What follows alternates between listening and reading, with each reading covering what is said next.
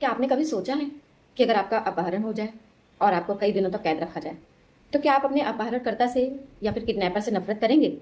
ज़्यादातर लोग बोलेंगे यस, लेकिन दुनिया में कुछ ऐसे मामले भी सामने आए हैं जहां अपहरणकर्ता का बचाव करने लगता है, यानी जिसका अपहरण हुआ है, जो किडनैप हुआ है, वो किडनैपर को ही बचाने लगता है, उससे भावनात्मक लगाव महसूस करने लगता है। सो इसी मनोवैज्ञानिक प्रतिक्रिया को स्टॉकहोम सिंड्रोम कहा जाता है। कल्पना कीजिए, एक XYZ नाम लेते हैं, सपोज कि मैं नेहा नाम लेती हूँ, तो नेहा नाम की एक महिला का अपहरण हो गया।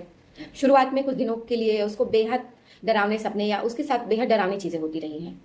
हर पल उसे लगता था कि शायद अब उसकी जान चली जाएगी, लेकिन धीरे धीरे उसी किडनैपर ने उसे खाना देना स्टार्ट कर दिया और कभी कभी सामान्य तरीके से बात करने लगा और कुछ समय के बाद उसको नुकसान पहुंचाना बंद कर दिया।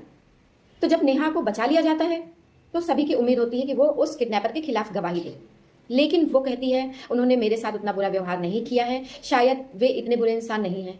ये सुनकर सभी हैरान हो जाते हैं, आखिर इस तरीके से क्यों?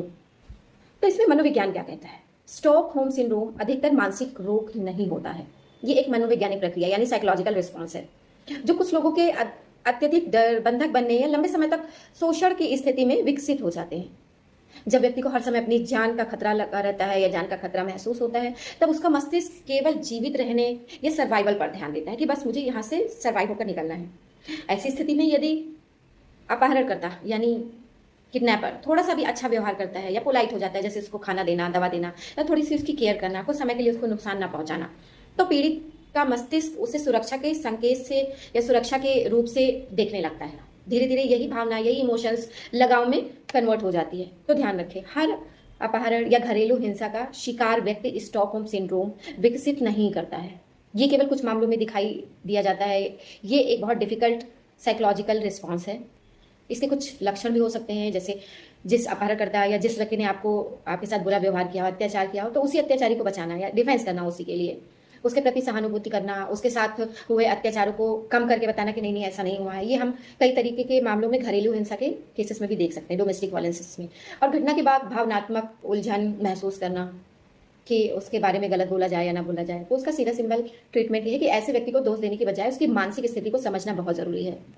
और ट्रीटमेंट में हम psychotherapy, trauma focus psychotherapy, CBT और फैमिली थेरेपीज, और यदि आपको लगता है कि आवश्यक है तो एंजाइटी, डिप्रेशन, इन सब चीज़ों की, PTSD की भी ट्रीटमेंट या साइकोथेरेपी हम प्रोवाइड कर सकते हैं।